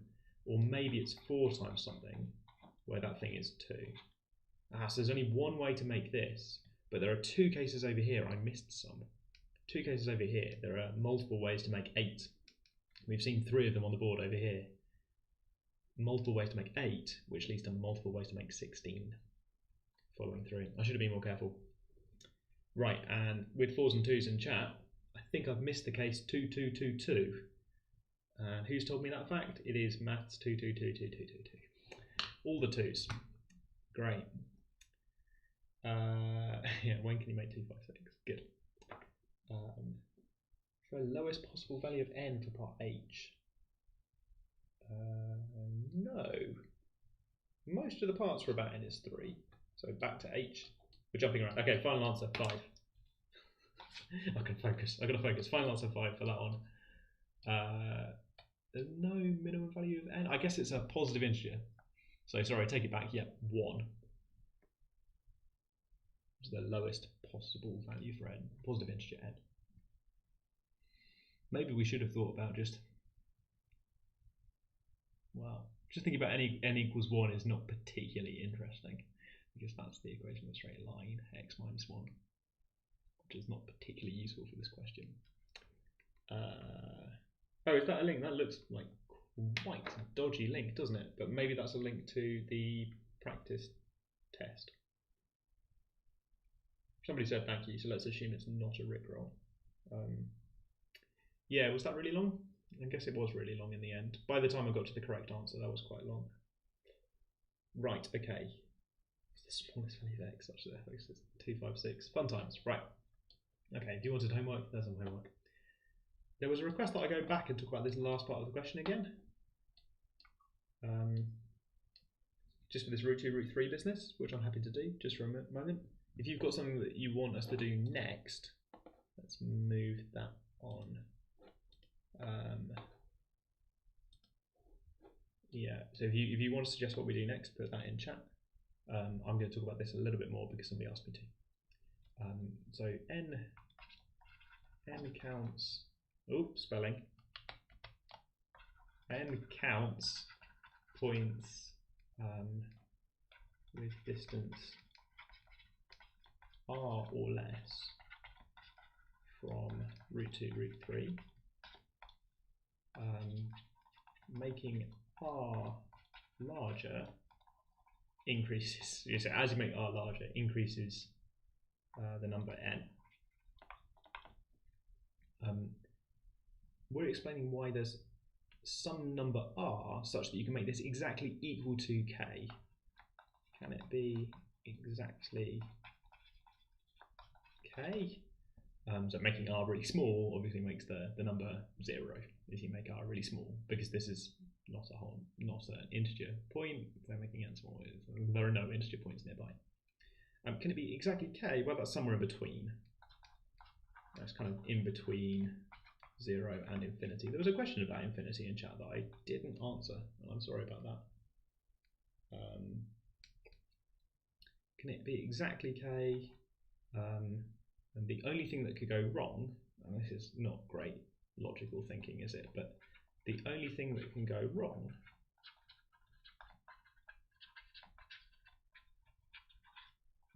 as you increase k is for 2 points to appear at the same point. 2 points to be in circle at same distance. 2 points to be the same distance from root 2, root 3. By part 2, that never happens. Same distance. Sorry for the handwriting. That's the most text I've tried to write today, I think, on stream. Yeah, does that link not work? That's a shame. Maybe it's making a unique ID for you. It is a bit buried, isn't it? I'll try and make it a bit more clear at some point. And there's 2 requests for questions in chat. Yeah, it is a bit buried. It's just the word here that you're supposed to click on.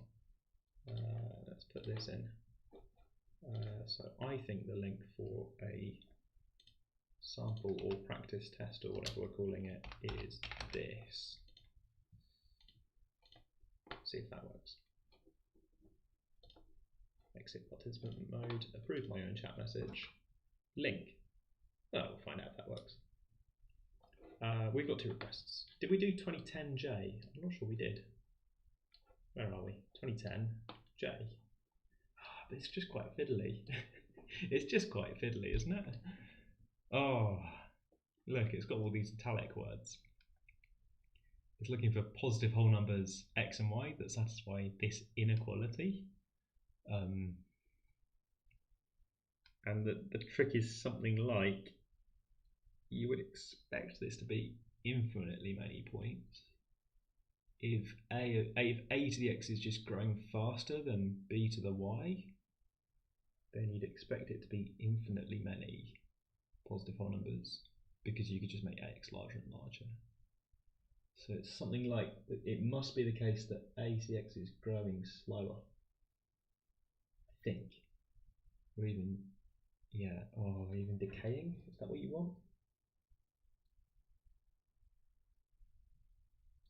So I think if you have this decaying case, this is my intuition, that if a to the x is growing too fast, then it's not finitely many. There are just way too many where I can just make x larger and larger and get more and more examples of points x, y, such that a to the x is just huge. I guess I can do that whenever a is bigger than 1. This is true sometimes, finitely many times. If it's never true, I just make x larger. If a is larger than 1, then this is just not good, right? Because I can make x larger and larger and larger and get loads and loads of solutions that do this, keeping y and b and c fixed. So I probably want a negative. When I've got a to the x or something as this decreasing function. And then there's only finitely many, provided, well, what if b is also a decaying function, decaying even faster or something? Well, then it would always be true, because if b to the y includes loads and loads of tiny values where, as I keep making y be larger and larger, I can get more and more tiny values. As examples of this, that seems a bit rubbish. So maybe if I make b to the y, it's a bit awkward having these separate axes for what's going on, but if I make b to the y grow like this, then sure, there'll be some cases where a to the x is unusually large and b to the y is unusually small, but not infinitely many of them. I think, yeah, sketching these and thinking about different cases. Yeah, so I think this is a bit of a tricky question. I wonder if doing logarithms is a good idea. So we do logs of both sides. Logarithm's an increasing function. Maybe this is a good way of thinking about it. Depends how you feel about logarithms. Not sure how chat feels about logarithms. Okay. So this is not a straightforward question, because again, there are lots of variables and there are lots of things that are varying. And I guess if you don't look at the options, it's not clear whether you're being asked about ranges for x and y, or c maybe, or ranges of a and b. It's not quite clear what the end of the sentence might be. It might be that you can choose some numbers. If a is 10 and b is 0, then there are infinitely many solutions for what we're talking about. But yeah. Oh, is the value of c there so that there are at least 1? I don't know. I think the value of c matters because it affects the values on that second graph. So it definitely matters. If I make c large, then I might get no solutions. I think no solutions would count as finitely many because 0 is finite. So I don't think c is there for a particularly good reason, just to make it harder. Yeah, I think it just makes it harder. Good, right, okay. Weird question, quite hard to talk about. I'm not doing a good job of explaining what's going on here, am I? So I'm going to switch to, there was another recommendation. 2011H. It's over here. He recommended 2 questions. It's logarithms, love some logarithms. This is a great question. Is this the one from the thumbnail? I should probably do the question in the thumbnail. Otherwise this is clickbait, isn't it? We've got 6 minutes. Right, okay, let's do this one very quickly. Oh, key idea for this one, 8 to the log 2x, that rings some sort of bell, right? Because talking about bells today, it's like recognition or ideas, like I've seen a flashcard about this to do with powers and logarithms. 8 is otherwise known as 2 to the 3. So laws of indices as well, that's 2 to the 3 log 2x, which maybe I could rewrite as 2 to the log 2x times 3, curly x's, curly x's, curly x's, log 2x times 3, which then maybe you think, is x to the 3. And if that last one seems magic, it's because I know the definition of a logarithm. And I'm happy to mix around my powers using laws of indices, doing this kind of jumping around. I regret taking the logs, Lisa. Yeah, I regret taking the logs. I think they were legal as logarithms, but I regret taking them. I don't think I committed to what I was taking logs base. They were all base e, if not specified. I could do a similar trick on this log 3 and 9 over here. By the way, 9 is 3 squared, which I'm going to write in this kind of amusing way of doing the squaring last. Maybe it's not obvious that squaring commutes with powers of log 3x. It's not something you get told at any point, is it? That a squared to the power of log 3x is also the same thing as a to the power of log 3x squared. You don't learn that specific fact, do you? But I think that is true because both of them are a to the 2 log 3x. Sort of swapping around the order of the powers in a way that feels like it should be illegal, but does actually work. Anyway, this is x squared. This is a quadratic. This is a cubic, isn't it? In disguise, not a very good disguise. Eventually, you realise that somebody is just playing games with us here. 2 squared. There's another x squared. I think that's another x squared. I was expecting an x, so I'm going to look at it very suspiciously for a very long time. Nah, it is one of those, isn't it? That 2 on the end.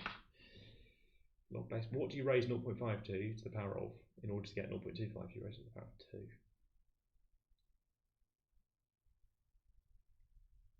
Yeah. How many solutions has that got? Wow. Let's think about cubics. It's that, I think. It's a negative question, but I think it is that. Time to solve some cubics.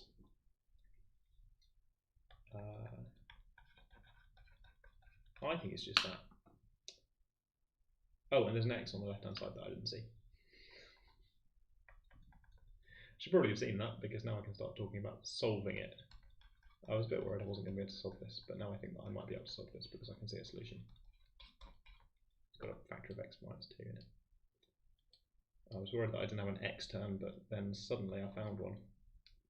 Love it when that happens. Oh good, I know that quadratic as well. I think I found 3 solutions. They are 2, 1 and minus 1. Long think about whether I should include minus 1. Probably not, because it says positive over here and because I'm doing logarithms. So I think I'm going to select 2 solutions. What a weird question. Sort of hidden polynomial using all these logarithms, and the key fact that you can do this stuff with powers. And as I'm doing it on the board, I know it either seems familiar and you can do it and you agree, in which case, what's the point in talking about it? Or it seems like absolute, nonsense that doesn't seem true at all, in which case, talking about it hardly helps. It did factorise nicely, didn't it? It factorised really nicely. But then, yes, only 2 of these count. Let's see. 1 and 2 are numbers that work, apparently. You can sort of check one of these, can't you? Because if you put 1 in these logarithms, then you get 0 upstairs, you get 1, minus 1, minus another 1, plus. Did we say that was 2? Well, that does look a lot like 1. And then I'm not brave enough to put the number 2 in because it involves log base 3 of 2. So I don't think I can check that one in a sensible manner. I can check sort of half my working out, but not all of my working out. Right, very important. We've got to sketch square root, sine squared root, there it is, sine squared root x. We've got like only a minute until 7 o'clock, so we've got to think about this one. We thought about a similar graph last week, so here's a nice one. I think it's pretty clear. So this sine squared notation means squaring. I think it's pretty clear that it's positive. So let's rule out A. There's suspicious negative bits of sine. I think that's just a picture of sine, isn't it? I guess you pick this one if you hope that the square root and the squaring cancel each other out. I think we should probably discount D as well. We're expecting some sort of stretching from this root x. We had one of these last week as well. It's funny how similar questions come up. Yes. What are you assuming x equal to? Well, I suppose I've still got x on the left-hand side, and the right-hand side are re-expressed in terms of x, a more simple expression in terms of x. And then it kind of turned into a polynomial when I was trying to solve stuff. There was an x on the left-hand side I've missed. So D doesn't have this kind of stretching that I'm expecting to happen. And then, well, sine squared, actually I've realised sine squared has got a maximum value as well, hasn't it? So as well as saying that it's positive, I should probably also say that it's bounded. There's no axis here, maybe this is 1 up here, but come on, root x is going to increase, and it's going to hit various values where sine squared x, the maximum values, probably 1, aren't they? This isn't going to turn around. You can probably put some function in. You can probably put some function inside sine squared to make it look like this, but the function is going to be quite strange. It's got to turn around, I think. Come back again.